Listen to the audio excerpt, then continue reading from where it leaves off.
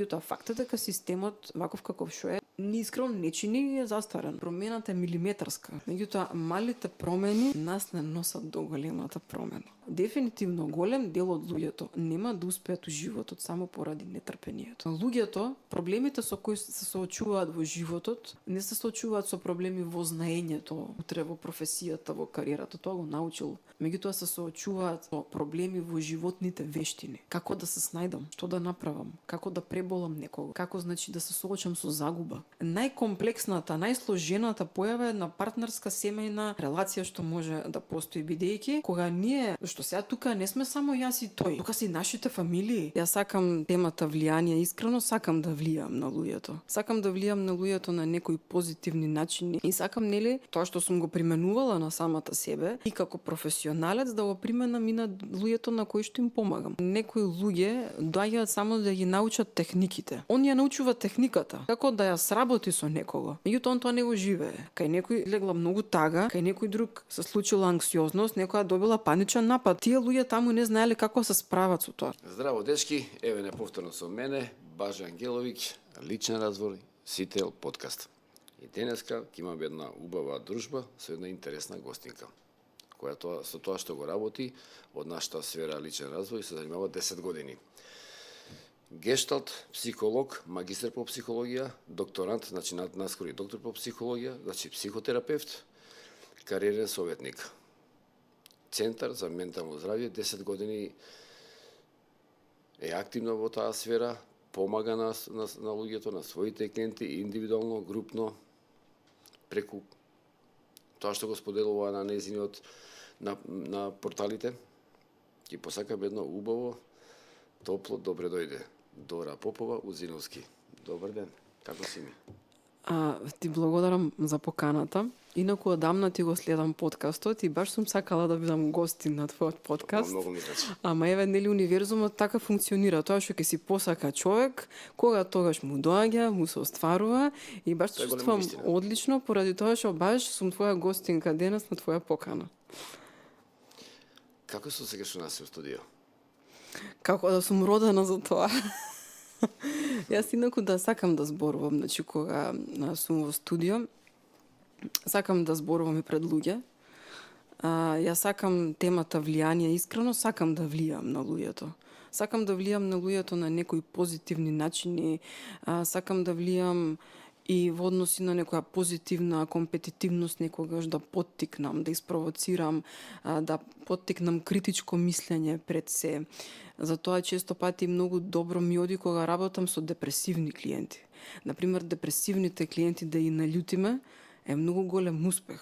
Кога ќе ги наљутиме депресивните клиенти, тоа значи дека тој човек влегува во неговата агресија во моментот. Агресијата значи дека има живот, дека има движење. Агресијата како енергија, кога ние ја користиме за да се придвижиме, тоа значи дека веќе одиме кон иницијатива, стануваме проактивни.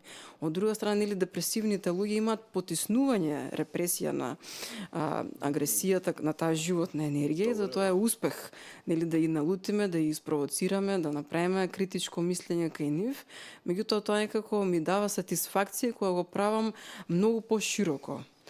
Сум го имала тој момент често и како дете и во школа да поставувам такви критички прашања на професорите, да ги спровоцирам или нешто, и така едноставно тоа е мој лајфстайл, животен стил или како и да се вика, и јас уживам во тоа, да бидам во студио. Да гледам, често правиш некои со партнерка како драмица мала, како серичка, кај што имате говор, глума, но со порака, и тоа многу интересно дело од страната на гледачот, како ја која ги гледав, а има порака by the way. Значи, од една страна и да му биде интересно човекот и да се задржи вниманието, дека денеска е мерено статистички, тоа е во различни генерации е мерено, но да речеме до 27 до 21 година деца, тинеџерите, луѓето до таа возраст се не поеќе од 3 секунди, 2,5-3 секунди на одредено нешто што видат на социјалните мрежи. Повозрастните негде околу 7 секунди. Тоа е рекордот најмногу до 9 секунди. Ако тука не го задржиме вниманието, тој само не скрола понатаму. Тоа што кажа влијание, сакаш да влиеш позитивно. Значи, твоето влијание се должи на тоа што ти си тоа што сакаш да влиеш на позитивен начин во животот на луѓето, на кои се адресирано тоа.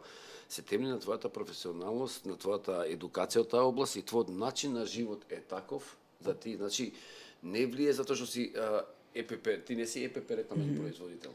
Да нешто рекламираш преку некоја друга професија си популарен, значи ти преку твојата професија правиш влијание. Да, правам преку мојата професија влијание, но како што кажа ти пред малку, таков е и мојот начин на живот. Значи јас не можам нели да му помогнам на некој за нешто или да го научам некој на нешто, ако јас не сум прво во тоа нешто, ако јас не сум тоа. Значи, да, мојот начин на живот е таков. Јас кога, например, сум демотивирана во нешто, кога мене ќе ме навијаса некој тежок период, некои мисли, некоја депресивна епизода во животот, јас тешко издржувам во тоа. Јас морам да најдам начин како да излезам од тоа. И секогаш начинот, значи, како да излезам од тоа, е наново да поставам некоја структура во моето секојдневие, некоја нова организација, нешто што ќе ми даде смисла и мотив, нели, за да продолжам понатаму. Едноставно јас не сум тој тип на човек да седам во нешто заглавена. Не можам да го поднесам тоа навистина ми е многу тешко. И сакам, нели, тоа што сум го применувала на самата себе, и како професионалец да го применам и на луѓето на кои што им помагам. Се разбира, не секој пристап е за секого, на некој тоа ќе му помогне. На некој тоа може би нема да му помогне, ќе побара некој друг пристап и тоа е окей. Меѓутоа, да, и тоа е сосема во ред, меѓутоа, нели, начинот на кој што тоа го правам е професионален, меѓутоа повторно, нели, има делови кои што ги црпам од мојата личност, од мојот животен стил, тоа е така. Да, и тогаш тоа доаѓа дека ти тоа што го изнесуваш на порталите, во тие сесии со твоите клиенти, ти си веќе не си втори извор, ти си директно извор веќе. Тоа е кај тебе интегрирано и по тоа се прави разлика дали негде кидам и ќе добијам помош или нема да добијам. Дали човекот од другата страна ми дава ме води низ некој процес кај што нешто научил, но не со во секоја клетка од неговото тело. Има тука голема разлика, да. Но така не е на порталите. Има секакви влијанија наши у денешницава, не само кај нас, у светот. Инфлуенсери има многу, како да живееме, како да ја победиме депресијата, како да бидеме успешни, како да полетаме. Значи, баш тоа што го спомна пред малку.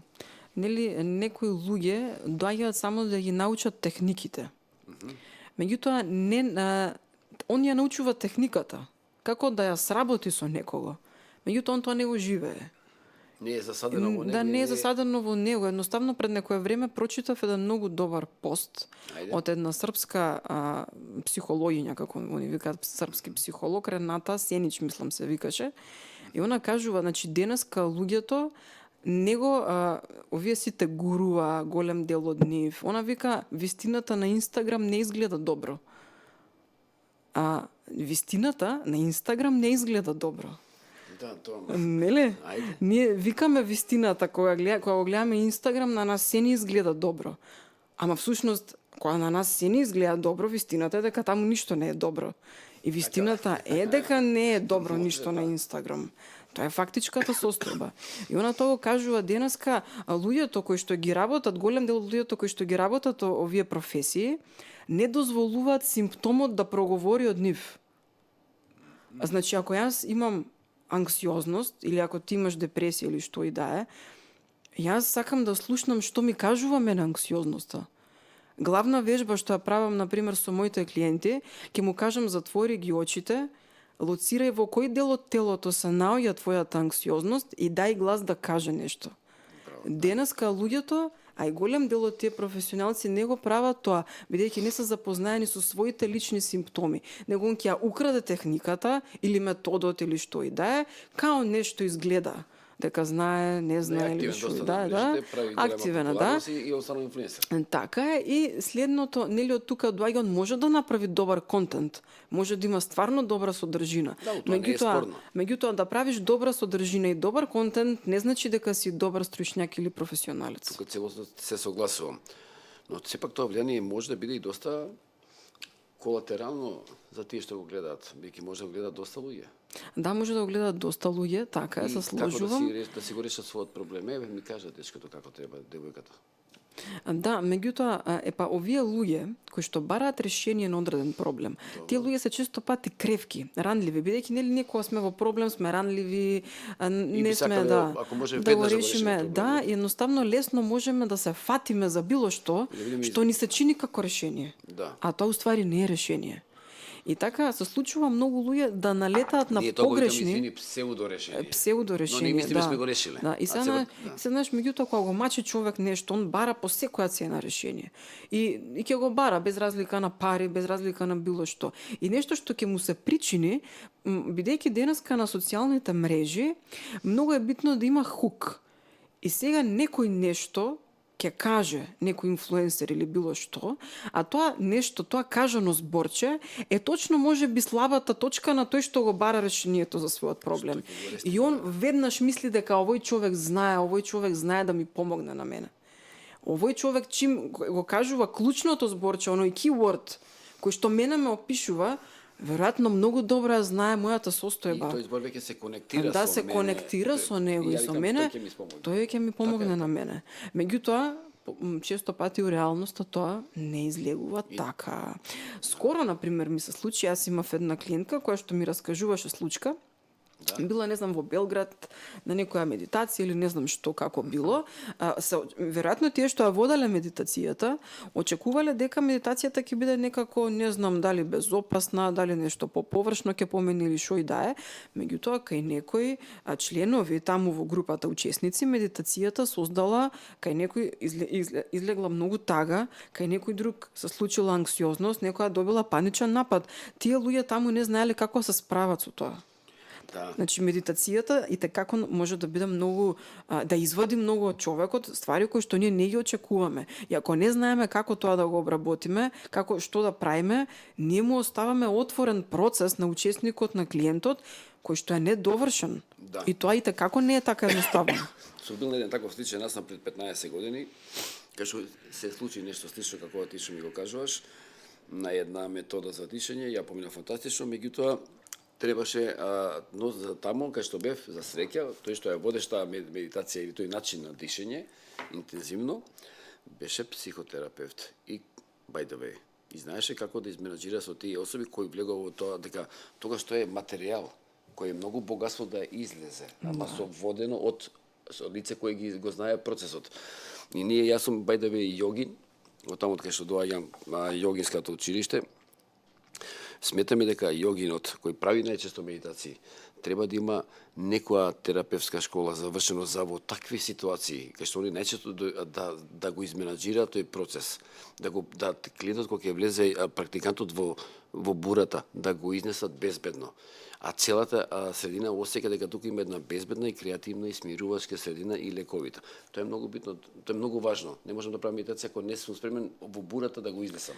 Така е, бидејќи Извини. Да, значи многу на луѓе кои што се ентузијасти да ги работат овие професии, точно они го учат само техничкиот дел. Меѓутоа им недостасува или теоретска подготовка, или им недостасува работа на себе, или формално образование во однос на тоа. Тоа е важно.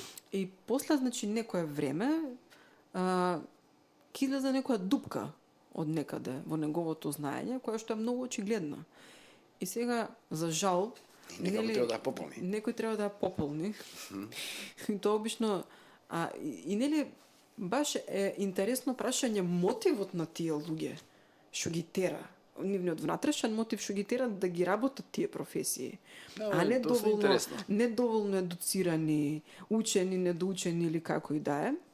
Бидејќи секој што ја одбира оваа професија, и ние не случајно ја бираме оваа професија. Сигурно дека има внатре дел во нас кој што ние го задоволуваме бирајќи ја оваа наша професија.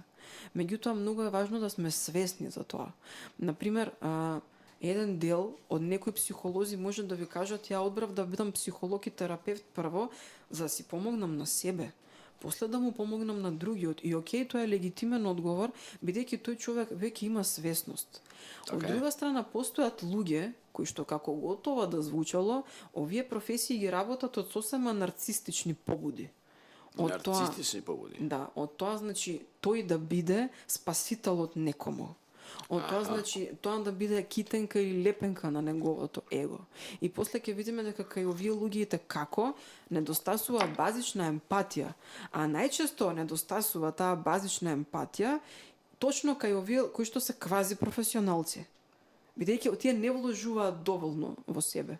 Тие едноставно имаат намера као да продадат некое решение со брз резултат или за нешто. Има ли брзи резултати? Меѓутоа нема брзи резултати, тоа е таа идејата. Така, Значи нема. ние можеме да стекнеме во самите себе вештини преку работата на себе, со кои што ќе научиме како да доаѓаме до некои брзи резултати, ама додека да дојдеме до тоа, не чекам ако трпен пат. Така е. Ама после сега, јас ако имам работа на себе од 10 години, после 10 години работа на себе, сигурно значи дека некои работи веќе многу побрзо умеам да ги решам или на многу поедноставен начин, Да, тоа е или да сигурно. не се мачам веќе со тоа. Искуството ти го покажува. Меѓутоа, значи додека да стигнам до таму, мене ми требало многу голем пат и тоа било процес.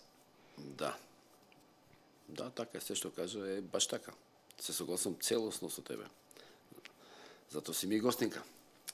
Не дека согласуваме, него дека имаш пристапот го делиме исток.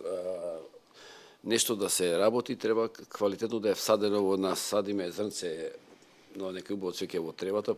Едно е да го засадиме, друго е после му дадеме љубов и трето е да му дадеме вода, се што треба да тоа изникне. Кога ќе изникне, тогаш нешто сме направиле. Да, но тоа нема тргање од тие инфлуенсерски ситуации, тоа е времето во кое ние живееме. Кажи ми, малце сакам, ти си на доста активна и широко страна, и во тие видеа што сум ти ги гледал, партнерските релации исто се еден од твоите фокуси. Брачните односи. Што може би се што се случува кај нас не е дека само кај нас е, него и пошироко.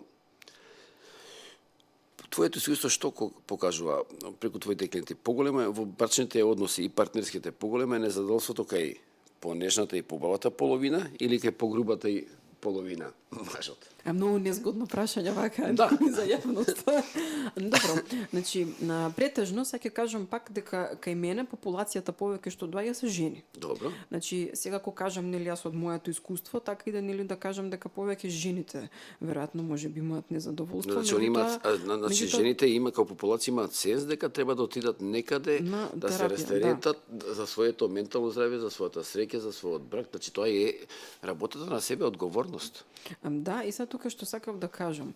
Значи, често пати кога се упрашање партнерските релации, Да. се случува клиентка не е важно, да дојде со одреден проблем, кој што нема врска со бракот. Доаѓа клиентка, например, со анксиозност и панични напади. Ама после известно време работа на себе, ние откриваме дека коренот на незиниот симптом е односот со сопругот во бракот. Коренот. Иако она во прв момент или во сите овие години додека се бори со тој симптом, не може да го види тоа. Нема свесност. Значи, често пати може да дојдат луѓето со еден проблем, ама проблемот да излезе нешто сосема друго. Значи, јас викам вака, не постои брак и не постои врска која што нема своја патологија.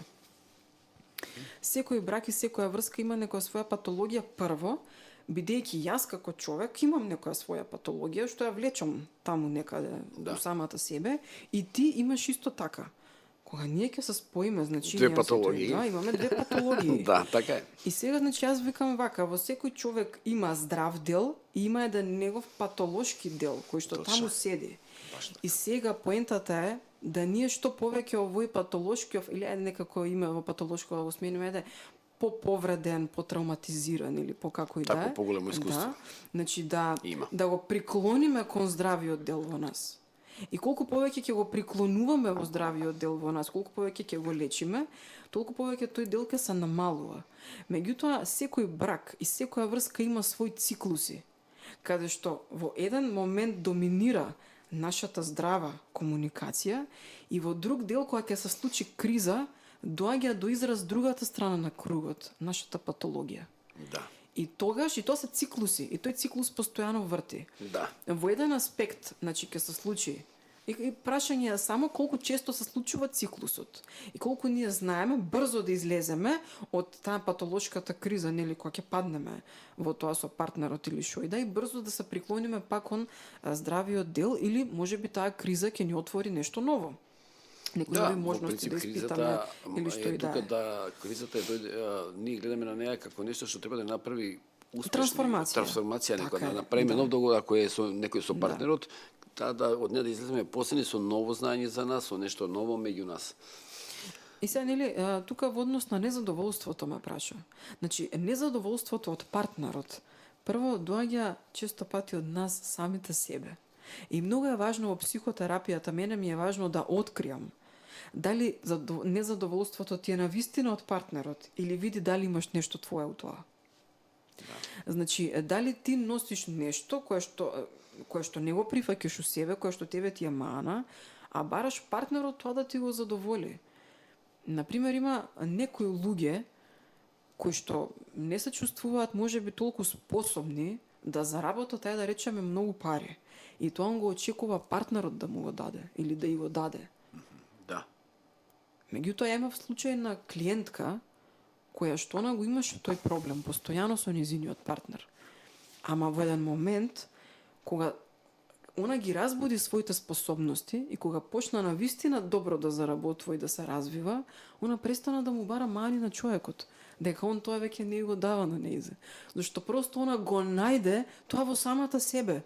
И веќе немаше проблем, веќе немаше незадоволство. Не се после во друга просторија, кај што ќе каже јас ти давам на тебе, сега имам повеќе од тебе, јас сум поспособна, што правам со тебе? Може да дојде тебе после па со такво барање? Да, значи не викам, не има и не дали има таква ситуација.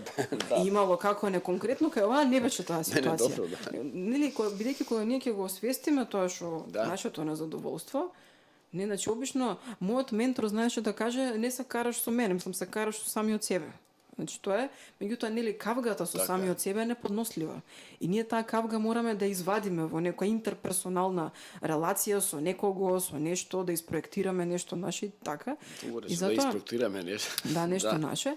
И затоа едноставно сметам дека мислам браковите се комплексна појава и врските општо се комплексна појава. Мислам дека генерално најкомплексната, најсложената појава е на партнерска семејна релација што може да постои, бидејќи кога ние, што сега тука не сме само јас и тој, тука се и нашите фамилии. Значи, кога двајца влагаат во брак, не влагаат двајца во брак, влагаат двете фамилии во бракот. Да. И сега, значи, и таа фамилија има од таму едно влијание, оваа другава фамилија од таму има друго влијание и мислам, ние често пати мислиме само дека као многу самостојно и независно ги носиме сопствените одлуки, мисли и шо и да е, независно од другите. Меѓутоа, ние имаме припадност, пред се имаме припадност базично во нашето семејство. Кога имаме припадност во нашето семејство, ние од таму и носиме одлуки, не сме свесни. Ние не можеме да не донесеме некогаш одлука од таму, па не знам, па макар цел живот имале работа. Тоа е една прва причина. Тоа не е можно. Да, тоа е една прва причина, драги гледачи, тие што ги гледате, само и да немаме никаков проблем во животот. Да посетиме дали нашата драга Дора или било која друга психотерапевтка, за да ние сме производ на нашата фамилија и на историјата на нашата фамилија, да ја не ја пренесеме во врската, во новиот, во бракот и така натаму, да знаеме кои сме ние, а што е наследено и тоа ако не ни треба да го вратиме таму и да се заблагодариме. Така е, но нели пак секојаш семејството има и своји позитивни вредности. Да, тоа што не ни треба да го враќаме, што треба го задржуваме. Го задржуваме, нели тоа што не ни треба да го вратиме. Но свесно. Знаеме што задржуваме и што не. Што враќаме. Многу убаво кажува, браво, така е. И сега нели меѓутоа тоа се трансгенерацијски јазови, преноси кои што одат нели од колено на колено на колено и така натаму, се одека не се најде еден член во едно колено кој што ќе реши тој пренос више да го прекине. А најчесто нели почнува со работа на себе, сето тоа со психотерапија, или психотерапијата е еден од начините, има и други начини на работа на себе, кај што бираат луѓето, може на некој да му помогне, не знам, свештеник, може некој, значи религија или така натаму, не можеме да ги изоставиме и тие начини на помош, бидејќи и тие помагачки професии. Да, се тоа помагачки професии, на тие луѓе тоа им помага, може за некој јогата да биде или како и да е. Кога ќе се најде тој еден човек кој што ќе реши да го прекине тој трансгенерацијски пренос, тука веќе почнува нешто ново. тука, значи, тој човек секојаш како онака носи товар голем. И он вика пова доста. И он е таа точката во таа фамилија каде што онака прави пресврт, каде што прави некоја нова трансформација. И тој човек е многу клучен за сите предци пред него и за сите наследници после него. Нели он воведува нешто ново, он вика не, он е предвесник, он е иноватор, он е веќе нешто сосема друго. И тој човек е како пролет. Он прекинува некоја застарена матрица, некој застарен шаблон, како кокиче. Волшебно волшебно, кокиче, едноставно, тоа е тоа. Едноставно он вика, доста е, значи тоа е многу голема храброст. Тоа е многу голема храброст, многу голема сила, многу голем мотив кој што баш онака носи и вистински промени и трансформации за цели наредни поколенија кои што ќе му бидат и благодарни и сето тоа. Ова сега звучеше одлично, во реалноста е така и сум го доживел, но како го кажа така волшебно, баш одличен мотивационен говор.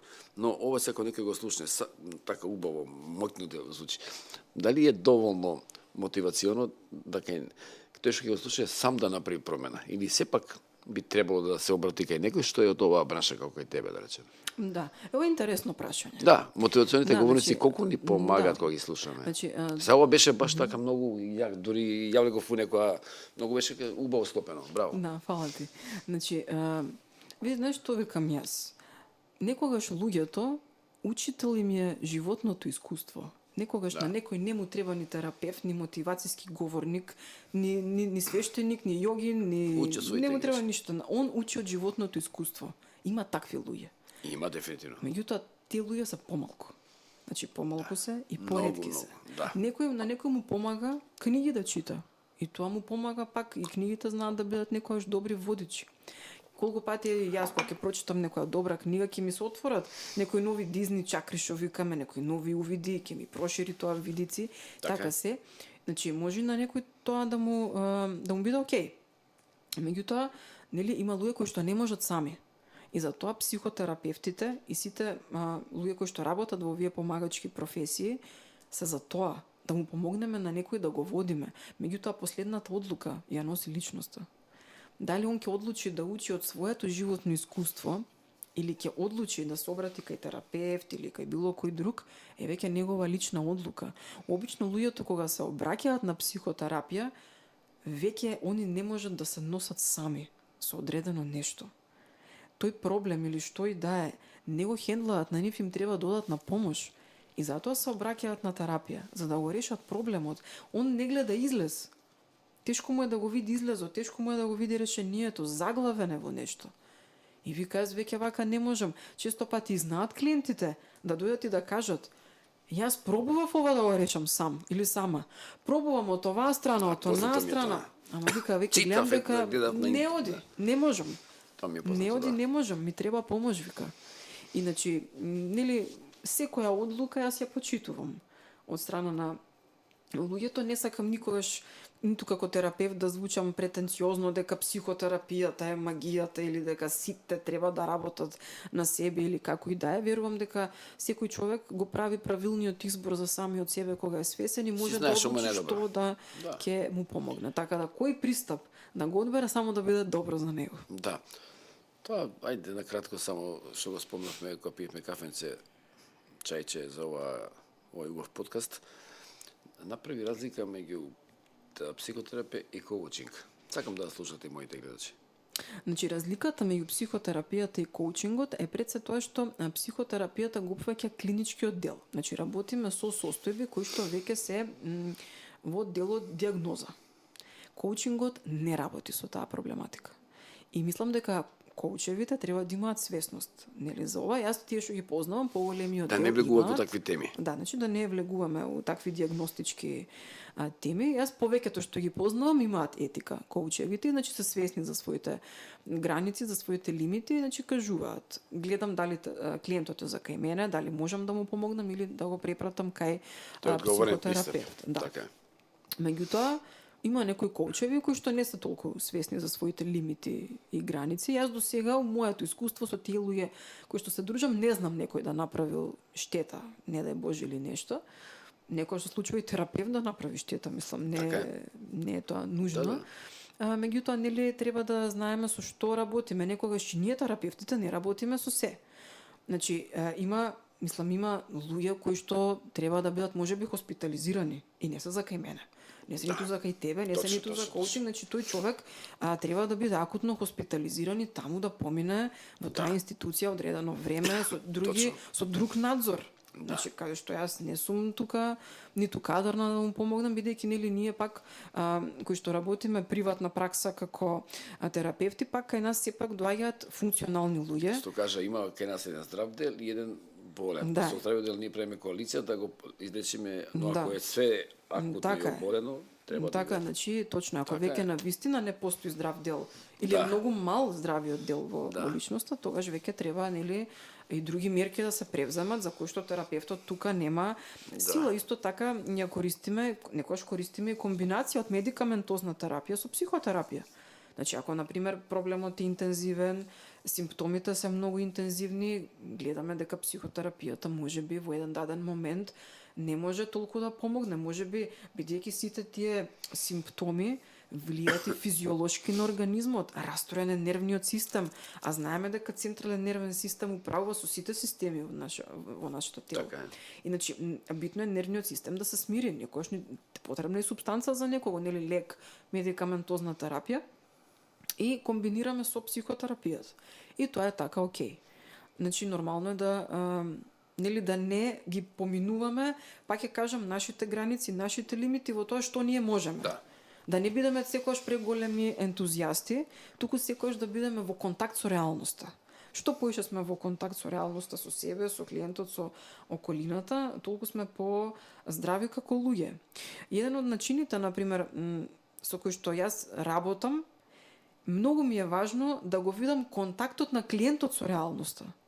Значи, бидејќи како тој гледа реалноста. Да, и како он се снаоѓа во реалноста. Ние сепак живееме во материјална реалност. Околу мене, значи, сум во некој свет, сум во некоја околина. Бидејќи има клиенти кои што одат на психотерапија и они имаат сјајни увиди за време на сесиите. Не знам какви длабоки увиди, не знам онака силни бомбастични или што и да е. Меѓутоа, надвор во реалноста, тој човек не прави промена. И што ќе му се увидите на него? Има луѓе кои што, например, идат на психотерапија, а он чека некако магично самата од себе психотерапијата да делува или не знам. Он ќе каже, па да, јас го имам увидот и тука ми е добро, све која ќе дојам, ако ќе скочам ја надвор, па ми е исто. Па добро, а дали ти го уклучуваш твојот свесен дел, дали вложуваш напор, кога си надвор од психотерапијата, надвор од оваа соба, да го вклучиш тоа? Бидејќи многу терапевти, за жал, овој дел не го гледаат. Они гледаат само дека клиентот им прави сјаен увид. Супер е тоа све. Добро. Ама ти со тој увид што правиш во твојата реалност? Некогаш, бидејќи за да направиме промена, не е доволен само увидот. Мораме увидот да го ставиме во функција да се придвижиме кон нешто. Така е. Значи не е сега тоа јас да ти кажам. Тука кажам. веќе влегош и во тенјерски води, што викам ја тенјер за личен развој. Да, и сега значи не е само да ти кажам, баже знаеш, јас знам дека така нешто бе, јас себичен човек сум, абе тоа е, таква сум. Абе добро, да, ете, ја имам увид дека е тоа така, ама што правиш со тоа? Нели, ќе бидеш што правиш со тоа? Нели, која е твојата одлука уврска со тоа? Можеш да направиш избор. Дали ти ќе останеш да бидеш таков човек или ќе се седиш така со увидот дека ти си тој таков или ќе бидеш некој друг. Може ќе има увид дека тоа му прија, дека тоа го чува од нешто. Да, може и тоа да е така, нели, се согласувам. Меѓутоа пак е многу важно здравото, значи здравото пак е секогаш во контактот со реалноста, како се справуваме со неа, со притисоците и со све. Например, моje мислење е дека стресот е субјективно доживување. Тоа што е стрес за мене не е стрес за тебе, можеби. И сега, нели колку повеќе стрес можеме да исхендламе, толку значи дека ние имаме здрави и механизми за справување, имаме и трпение изградено, имаме, значи се носиме со тие ситуации во животот. Не ми кажа коучингот, што се заним, која беше разликата за коучингот малце, но окей, сега нешто сакам да те прашам докато те слушав тебе, но ми избега мислата. И ние викаме во клирикот, ако е важно, ќе се сетиме. Јас сум упорен, сакам да се сетам, но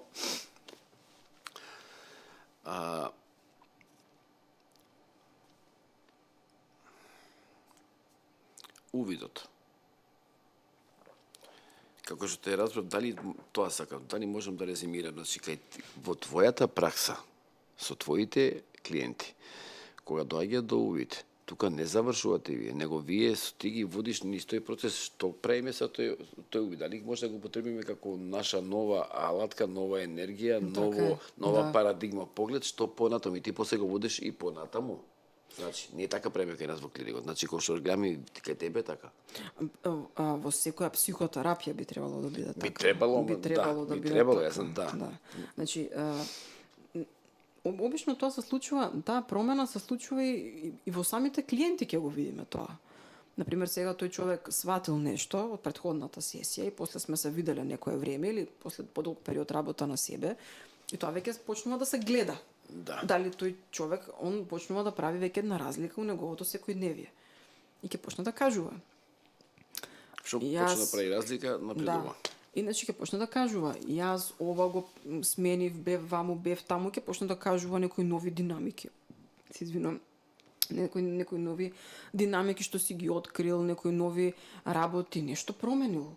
Значи он веќе нешто променува и може да направи споредба меѓу тоа каков беше пред тој да дојде или пред тој увид да го направи, каков е сега. Значи има разлика. Значи веќе има разлика. Промената е милиметарска. Така. Значи, така. Промените идат милиметар по милиметар. Така. Меѓутоа, малите промени нас не носат до големата промена. Така е. Големата промена. Голема вистина кажа. Нема да се случи преку ноќ. Така. Него тие се милиметар по милиметар, па да дојдеме до сантиметар, па до 2, па до 5, па до 10. Како и во кариерата човек да успее и во работата на себе, дали е потребно едно е упорноста, но дали е потребно трпение? Најважно е трпението.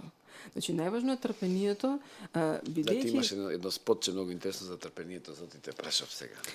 Значи, кога еве зборуваме за трпението, јас можам да кажам многу бев паталец на таа тема.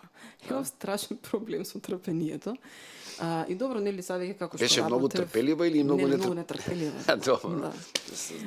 Да, многу нетрпелива и некако веројатно тоа беше искрено и моја научена особина. Да. Од детството, бидејќи ја бев некако тие деца што многу лесно се добива од мама и од тато, па некако тоа беше така.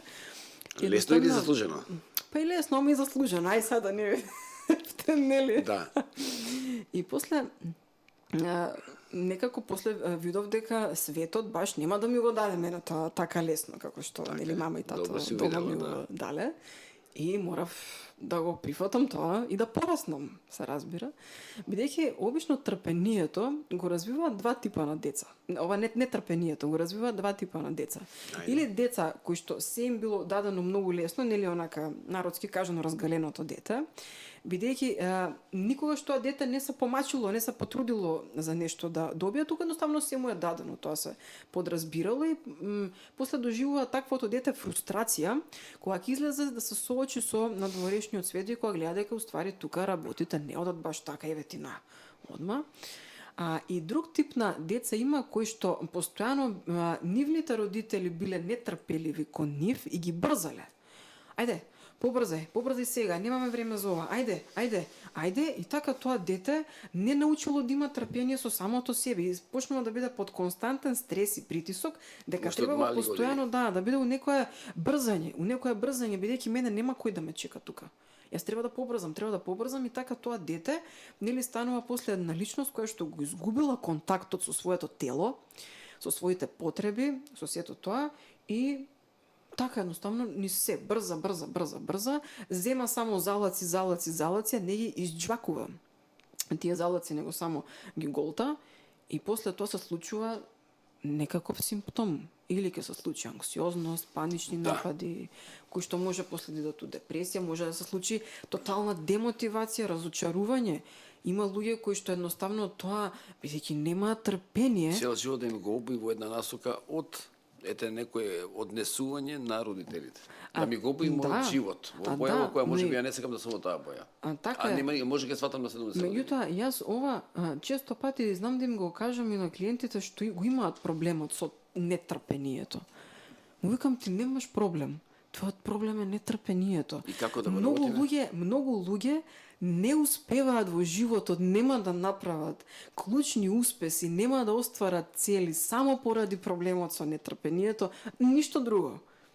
Еве вчера работев со клиентка, која што изминативе месеци веќе подолго време работи, имаше проблем да најде работа.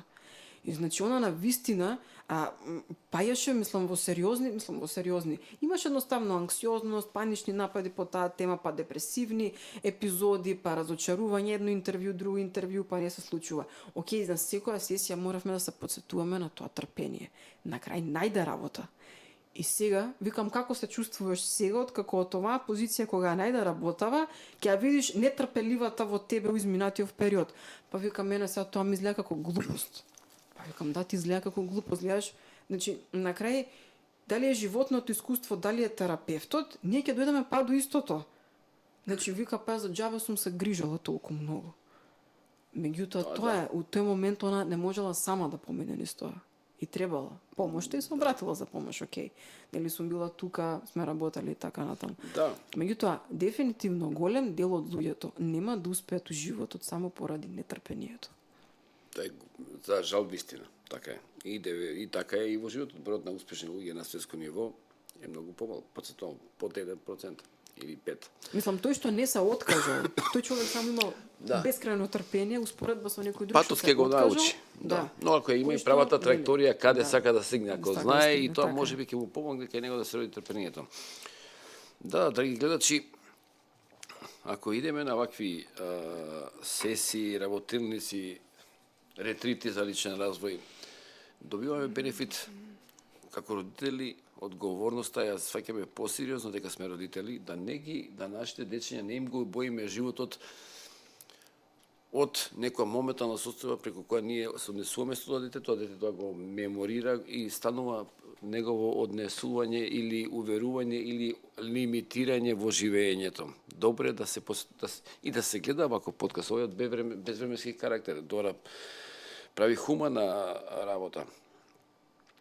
Но едно е родителите, но са тие дечиња прво дома сум викал побрза или ова не ти би тоа, сум му ги секол добро крилата, што се случи кога ќе го пратам после оделение, па таму можеби ќе го рехабилитираат, прво оделение, второ, пето, седмо, како е па сега таму, или таму уште повеќе помага тоа дете да влезе во уште подлабока боја. Сега вака, тука значи јас го држам тој став. Значи има и во психолошката наука има и поделени ставови се уште искрено по таа тема. Добро. Меѓутоа, мојот став е дека веќе кога ќе дое детето во пубертетот или во предпубертетските години се губи влијанието на родителот. Тука веќе на сцена настапуваат врсниците и некои други авторитети, не знам, професорите, наставниците и така натаму, меѓутоа главната предност ја имаат врсниците. И често пати кога ќе се случи, на пример, еве некоја девијантна појава на социјалните мрежи, булингот е честа појава или не знам што, често пати луѓето веднаш акцентот, таргетот го ставаат на родителите. Да, тоа е најлесно да така да се направи. Значи, јас тврдам дека не е ова точно, бидејќи често пати децата, кога ќе се најдат во средината на врсниците, средината делува како стадо. Мислам, еден од првите луѓе кои што го става концептот за социјално влијание, француз беше, се не ми текнува на името, Лебон, мислам дека беше, он вика вака, стадото е хипноза. И ние можеме да го изгубиме нашето критичко мислење кога сме во стадо. Дури и ние возрастните, а не па децата. Да станеме и неразумни. Така е. И мислам, значи, еве тоа, ние можеме да се подсетиме, чист пример да ни биде ковид пандемијата. Најпопуларното нешто што се правеше во момент на паника, луѓето идеа купуваат тоалетна хартија. Да. Купуваа, не знам, залихи на храна. Мислам, луѓето разумот го губеа. Кога човек ќе влезе во fight or flight мод или во survive мод, значи он веќе не размислува, значи стравот во него владее, паниката владее. Сега исто и со стадот и со децата, да. Значи едноставно кога ќе се случи многу силно влијание од околината, од врсниците или од што и да е. И како некогаш може да се случи во личноста да бидат замаглени тие вредности кои што ги има. Некај сите луѓе. И за тоа и статистички е докажано. Например, јасно е дека секогаш многу помал број на луѓе нема да се конформираат од тие што ќе се конформираат. И за ова се правени милиарди истражувања у психологијата и секогаш е добиен истиот резултат. Значи, луѓето, еве ќе ти кажам интересен момент. Значи, едно истражување со многу едноставен експеримент е направен. Како паѓа човек на кој што као му треба помош. Ако има присуство на луѓе тука, некој оди да помогне. Ако нема присуство на луѓе, личноста може би ќе го одмине. Толку може да биде јако социјалното влијание и некогаш ситуацијата да одлучи за тоа како ние реагираме, а не ние самите. Некогаш ситуацијата одлучува. Да. Значи, друг експеримент е правен, еден од злоогласените во психологијата, во социјалната психологија. Денеска и не можете да направите таков, не е етички. Например, експеримент е правен каде што, например, сега јас треба да ти давам на тебе електрошокови. Ама од другата страна, некој авторитет ми кажува колку треба да ги појачувам тие волтите. И он колку мене ми кажува, толку ти ги појачувам. Најголемиот дел од луѓето ги појачувале тие волти под влијание на авторитетот. Без да ја превземат болка, без да ја превземат, значи, предвид болката на човекот, само под влијание на авторитетот. Многу помал процент се спротивставиле на тоа. А ние сега збориме за деца. Сега да прашам уште еднаш по истото, дополнително. Дали школската средина има капацитет да ги осети потребите на децата, да им помогне да се откријат кои се тие, да нема булинг и така натаму, влијанија погрешни? Дали таа едно е едукативно да стекнат материјали, домашни задачи, тестови и така натаму, но дали им таа средина образовната кај нас и секаде е во тексоновото време? Мислам дека не, поготово нашата сигурно не е. Да не филозофираме. Да не филозофираме, значи не не за е. ја, прашањето како да го поставам. Да, значи едноставно не е, и не само што не е, туку искрено мислам дека одиме назад. Ако прво денешните методи на работа со кои што се уште се работи се застарени методи. По тие ја учев пред 35 години. 40. Да, и сега значи денешните деца се многу попаметни од децата пред 30-40 години. Така. Денешните деца ја имаат информацијата веќе ти пред да ја имаш, пред јас да ја имам. Они веќе доаѓаат. Значи денешните тинеџери, адолесценти на 5-16, 17, 18 години, они кога ќе дојдат на психотерапија, они мене ми доаѓаат со спремна анализа за односите со нивните родители дома, кажува, јас ова знам, ова од мајка ми, татко ми, нивниот однос е вака така. Викам, ти зашо дојде?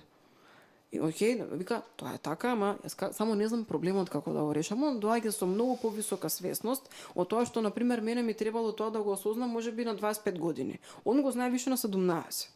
Значи, многу се понапредни. Денешните генерации едноставно овие материјали заостануваат за нивниот развој. Не едноставно не им држат внимание, тоа веќе не е интересно овој за тип нив. образование не ги припрема за времето во кое живеат. Во кое живеат, да, така е. И сега значи се пробува да се задржат као некои традиционални вредности или не знам што се пробува, можеби и некои други са, или фактори се во прашање, како неподготвеност можеби на државата се износи со таа потреба и свето поради некои други XX причини и така натаму, или недоволно давање на значење на тоа нешто, дека е важно, и така едноставно на децата не им е ништо интересно и често пати например, наставниците мислат дека е до децата, дека се невоспитани или дека се вакви. Да, тоа не се каже или родителите. Од родителите се секој криви, меѓутоа во една суштина и не викаме дека родителите па и немаат целосна одговорност, апсолутно, меѓутоа значи системот тоа е поделено, да, тоа е поделена одговорност. Меѓутоа фактот дека системот ваков каков што е, неискрено не чини е застарен. Да, дали мислиш дека нашите професии твојата треба да биде и во процесот на основно училиште и средно образование да има неформални предмет од оваа област. Да децата да малце се насочат на себе, на својот внатрешен свет, како се пристапува во релација со другачето до него, кои се неговите интереси, зашто повеќе има интерес од да учи, дали треба вакви предмети да имат. Личен развој неформален, не мора да има оценка и така натаму. Па не формален, треба и формален да биде. Задолжителен треба да биде. Тука цело се согласувам. Не формален. Не мора оценка да биде, ама задолжителен. Задолжителен. Мислев неформален, мислев не треба да има оценка, не мора да има. Тоа мислев. Па да, и добро и не се оценуваат, личниот развој не може да се оцени со оценка. Да, мислам дека и задолжително тоа треба да биде во образованието и тоа уште во најмалата возраст. Има начини тоа како да се направи. Бидејќи на крајот на краиштата, луѓето со проблемите со кои се соочуваат во животот, не се соочуваат толку со проблемите од некаква екзистенцијална природа. Луѓето на еден или на друг начин ќе преживеат.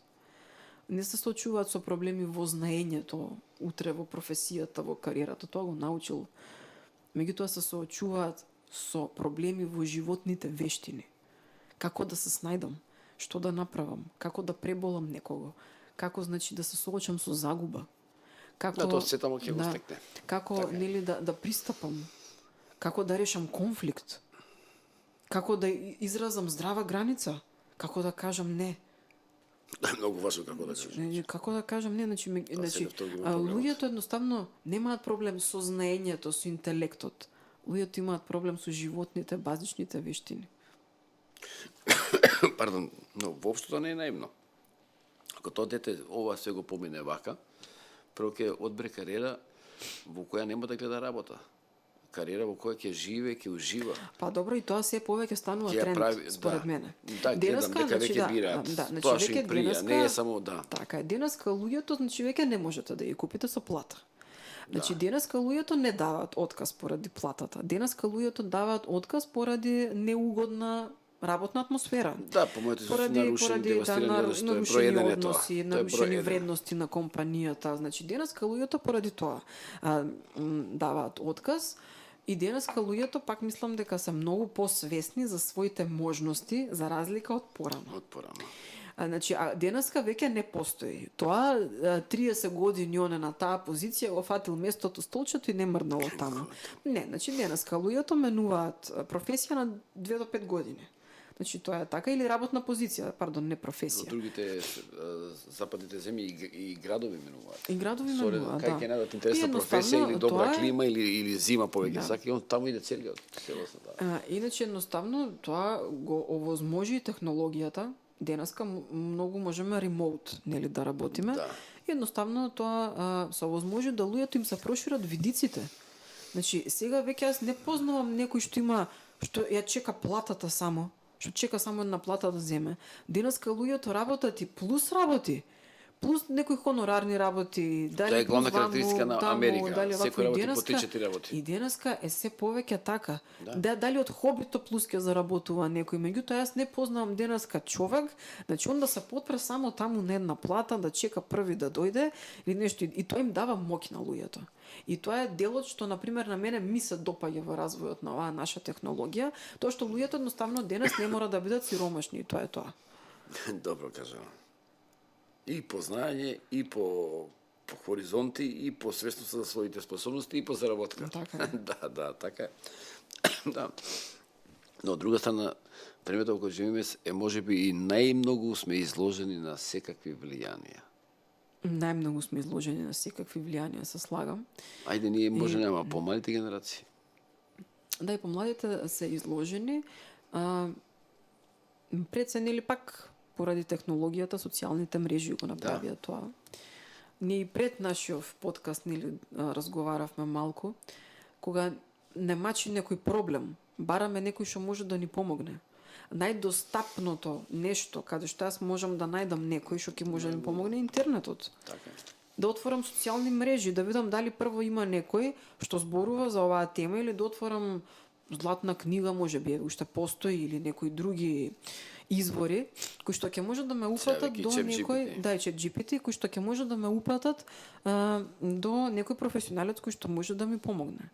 Меѓутоа, често пати одредени професионалци може да бидат замаглени, невидливи за сметка на некои други кои што се премногу активни, кои што прават добар контент, како што рековме на почетокот, добра содржина, кои што прават шоу, меѓутоа во суштина Ние не правиме шоу. не правиме шоу. Ние трансформираме себе си и другите со наша скромна помош. И едноставно некои луѓе, некои професионалци може да бидат замаглени и да не бидат доволно видени.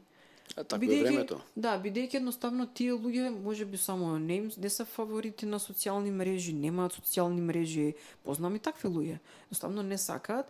Една ета, например, главна тема која што се води денеска често како разговор е дали денешните бизниси воопшто може да опстанат без овие социјални мрежи.